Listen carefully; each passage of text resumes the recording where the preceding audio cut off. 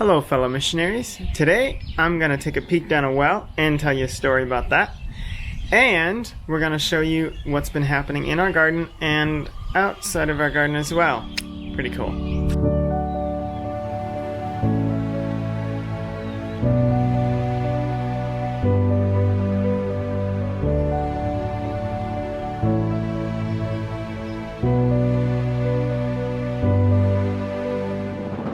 So I think it's really neat how God has been leading and guiding in this whole gardening thing, because more than a year ago, when our next door neighbors really started to get to know us a little bit better, the husband kind of offered to just use the land next to your house. You know, you can plant more of a garden, and it actually belongs to his wife. And so we're like, oh yeah, that'd be great. And then his wife was like, well, yeah, you know, she talked to us about it more as like, well, you know, she was like gonna sell it, it sounded like.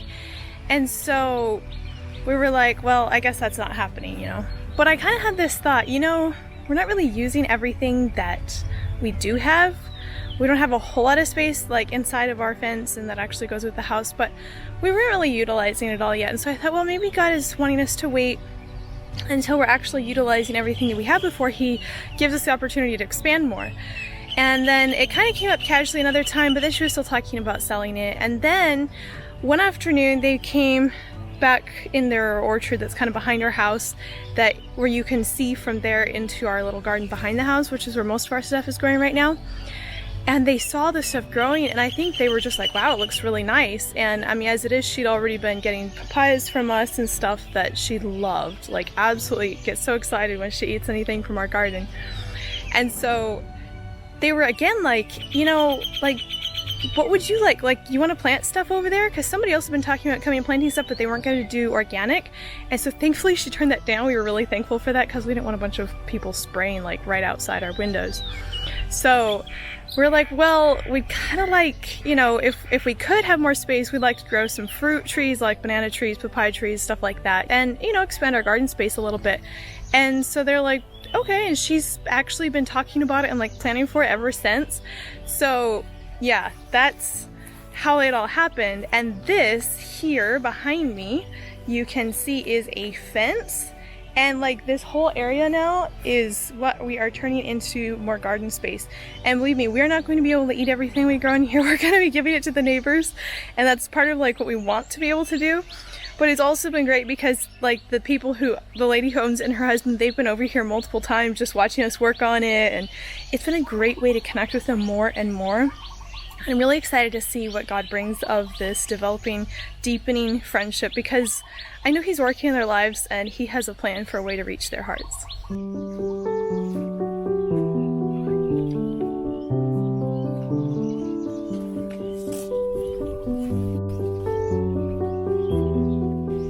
So we just started planting stuff like over there. And over here we have compost piles that Jonathan's been working very, very faithfully on. So this right here, it's a compost pile I'd set up just yesterday. Went and got some stuff from town, cabbage and papaya scraps from the market for free, and then got some coconut fiber.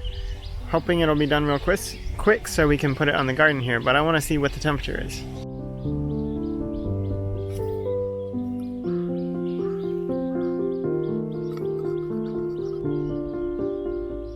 So the temperature is about 100, 105, which is not bad. I'm hoping it'll heat up more, but it's only been there for like, you know, 16 hours or something, so I'm sure it'll get going more.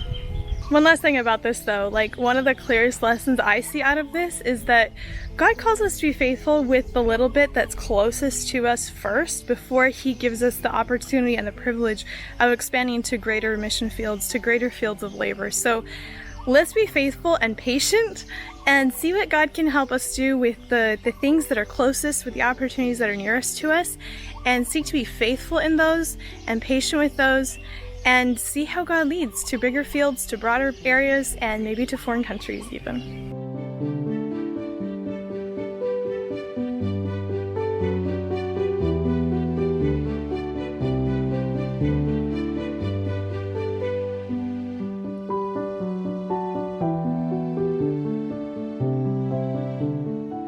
So there's an old well out here on the neighbor's property, and she said if there's water in there we could pump it out to use for watering the garden. So we're gonna go check that out.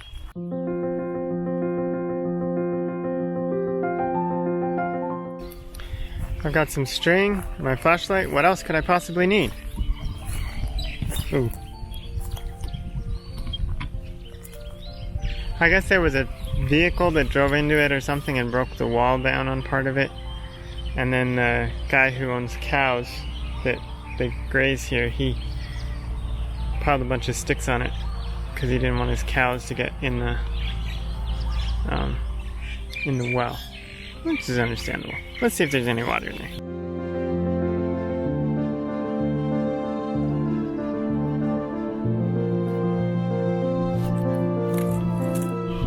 So just taking a peek in, I can see that there is water, but I'm not sure if it's mud or water or what. So as it turns out, the well there, well, it's got some water in it, but it's mostly mud, so I don't think we'd be able to pump it. In rainy season, could probably use it, but now we know. Okay, so here's the well. It's an old well and whatnot. But there was a story I read that came to my mind, and it happened in New England a long time ago, like over 100 years ago. There was a town that they were digging a well, and as it was almost done, there was only one man left in the bottom of the well, and then it caved in on top of him. And so the cry went out to the whole village, you know, the man is stuck in the well, come and help. And so they brought ladders and they brought everything that they could. There was, a whole bunch of different people that came to help get this man out of the well. And so they were digging and digging and digging and just working tirelessly to get this guy out of the well and to find him, to get the dirt so they could get to him. And finally they took a pipe and they put it down and they called out and they said, "Are you still alive?" And I love his answer. His answer was, "Alive, but make haste. It is fearful in here." And at hearing his voice, they renewed their energies and they worked even harder. And when they finally got to him and they pulled him out, the shout just went up, a shout of joy, like, "He is saved, he is saved." Now, the question was asked, and I think it's a very good question, and that is, do you think that that was too much effort to put forth to save that man? Well, of course not, right? What if that was your father or your son or your brother or something? What if that was someone close to you? Would you want them to put forth that effort? Yeah, absolutely. That's a life. He's still alive. He's worth going after, right? Well, I got to thinking about in the context of missions. There are so many people that are basically stuck in the well, and they need help to get out. They can't get out on their own. It's not a well physically. It's a dark place spiritually. And are we really, I say this as a missionary over here, but I think it applies to all of us. Are we really putting forth the same amount of effort to reach souls that are lost, that don't know God, as we would if our father or our brother or son or husband were stuck in that well? If that was physically before us, we would do everything in our power to get them out. But do we love the lost people in the world that much? Do we love them like Jesus loves them?